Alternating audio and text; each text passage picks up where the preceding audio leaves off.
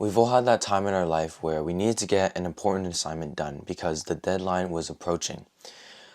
We get ourselves to sit down at our desk, pull out our work, and start working in order to finish it and feel a lot better about ourselves.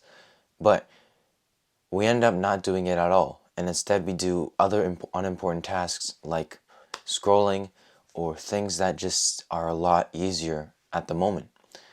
This is procrastination. And I'm sure a lot of you have heard about this, know about this, and have experienced this. It's something a lot of people struggle with, including me. And so I wanted to share with you what I've learned so far about this topic so that maybe you can use it to help you overcome procrastination and get some more important tasks done and achieve some of the goals that you want to achieve. But first, I want to explain to you why you procrastinate in the first place. You don't procrastinate because you have no sense of time or you're a lazy person. You procrastinate because the task that you need to do produces some kind of negative emotion that makes you kind of want to avoid it and not do it at all. So these negative feelings can be things like stress, feeling overwhelmed, perfectionism, self-doubt, fear of failure, fear of criticism, anxiety, and so much more. And these negative feelings are the root cause of procrastination.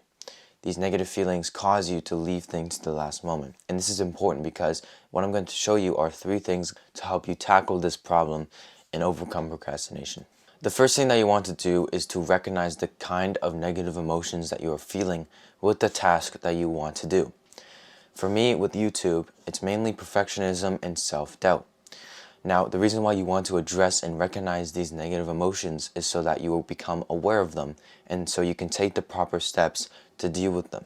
Probably the first thing that I suggest you doing with this problem is to reduce the unnecessary negative emotions that come with the task. This is through things like being hard on yourself or having that negative dialogue in your head, which is something I need to improve on, but this just adds extra unnecessary layers of negative emotions which causes you to be more prone to procrastination and putting work off. But when it comes to dealing with those main negative emotions like perfectionism or self-doubt, I find that meditation and journaling have helped me the best to overcome these kinds of problems because it promotes mindfulness, which improves your emotional regulation. I've journaled a lot in the past to overcome my fear of failure, and I did this by just writing down why I had this in the first place, kind of rationalizing with myself like why I should not have this kind of fear of failure, the reasons behind it, and why failure is actually good for you, just kind of those kind of things.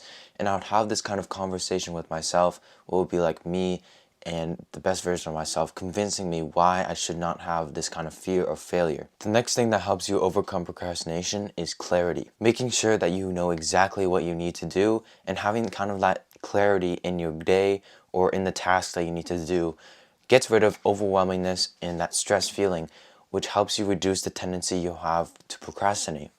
This is why planning is super important. This could mean splitting your big assignment into smaller chunks, which helps you manage the task at hand and makes you feel a little bit less stressed and overwhelmed. I'm currently doing this with the chemistry unit that I have to learn over the Christmas break. Instead of thinking about the 20 pages that I need to do, I instead break it down into, okay, I just need to do 3 pages every single day until I complete it. 3 pages is manageable, and so far I'm doing pretty well. I also try and write down what I need to do tomorrow at a certain time. So like I would list the tasks that I want to do, but I would write the time that I would do it. So like 5:30, I would wake up and script, that kind of thing. I would do that the day before, the night before. And this helps lay everything out and so I know exactly what I'm doing, and it also gets rid of that decision fatigue that you often get when you're trying to decide what you need to do, which helps conserve your energy towards the actual things that are important. So that make sure you're just being as clear as possible and structuring your tasks and your day so that you can reduce the amount of negative emotions that you're feeling, like overwhelmingness and stress. Finally, the last thing that I want to talk about that will help you overcome procrastination is to reframe the way you think about the task that you need to do, as well as the emotions that you will feel during those tasks. You want to reframe your task so that you see it in a more meaningful and purposeful way, as well as the emotions that you will feel. Because if you haven't identified a meaning towards the task that you need to do, you're probably going to procrastinate a lot more compared to the person who identifies the meaning behind it. So let's say you had a huge assignment for school. If you didn't have any meaning behind it, you would probably think that this is going to be awful, it's going to suck, and it's going to make you have more of those negative emotions towards that task, which causes you to put it off more. But if you reframe it and identify a meaning behind it, so like an assignment, you're learning how to study more effectively, you're learning how to be a better student. And in the end, if you do really, really well, you up your grades and you become a better student, which could be one of your goals that you have in your life. So reframing that kind of task at hand helps you reduce the tendency to procrastinate. This has helped me a lot with YouTube because sometimes I have to remind myself why I'm doing this and the meaning behind why I'm doing this, because I don't really feel like doing it or I'm just not in the mood. And this has helped me get out of that kind of state, stop procrastinating, and start doing the work that I need to do. So those are the main 3 things that I believe that will help you overcome procrastination.